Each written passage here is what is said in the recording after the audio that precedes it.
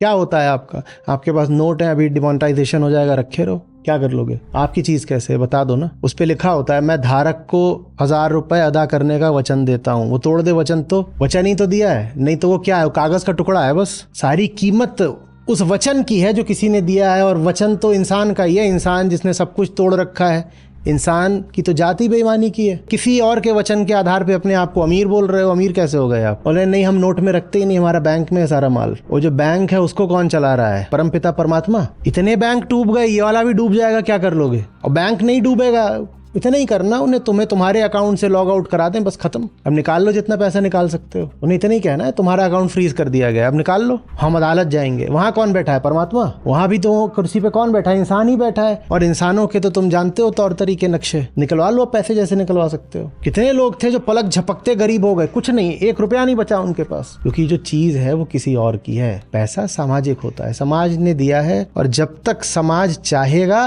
तब तक ही तुम्हारे पास जो पैसा है उस पैसे को आप दौलत बोल सकते हो। जिस दिन समाज नहीं चाहेगा, आपके पास 1 रुपया नहीं रहेगा, भले ही आप इतना बड़ा कोई अंक रखे हो अपने नाम के साथ, उस अंक की कोई कीमत नहीं रह जाएगी। मैं अपना बोलूंगा ही नहीं, उसको जिस पर अभी किसी और का हक बाकी है। जब कोई चीज आकर्षित कर रही हो तो उसको तुरंत करियर नहीं बना लेते। जब कोई आकर्षित कर रहा होता है ना, उसके पास जाकर तो समझते हैं। नहीं तो कई बार तो बड़ा इंप्रेसिव लगता है।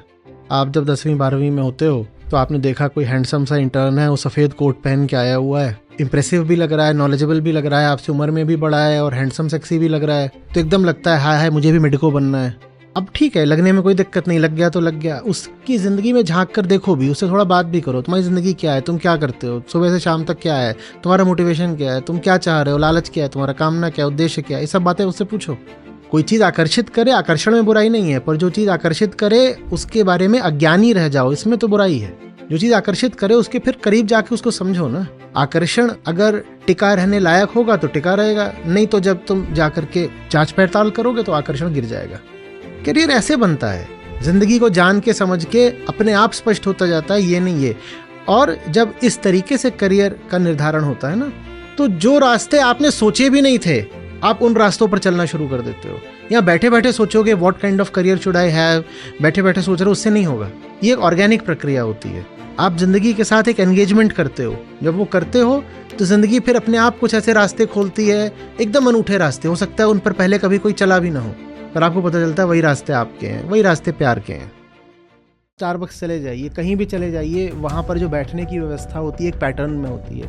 वो पैटर्न यूं ही आ गया है, यूं ही नहीं आ गया है, वो बहुत रिसर्च से निकाला गया है। आप सोचते हो मैंने एक कॉफी पी ली, अब एक और ले लेता हूँ, ये मेरी डिजायर है। आपकी नहीं है। वो पूछ रहा है स्मॉल मीडियम लार्ज, घर में आप इतनी सी पीते थे, वहां बोल रहे हो लार्ज। वो आपने नहीं बोला, वो आपके भीतर से कोई और बोल रहा है, उससे बुलवाया गया है, आपको गुलाम बनाया गया है। आपके बगल से एक लड़की निकल जाती है, आप कहते हो क्या खुशबू आई है।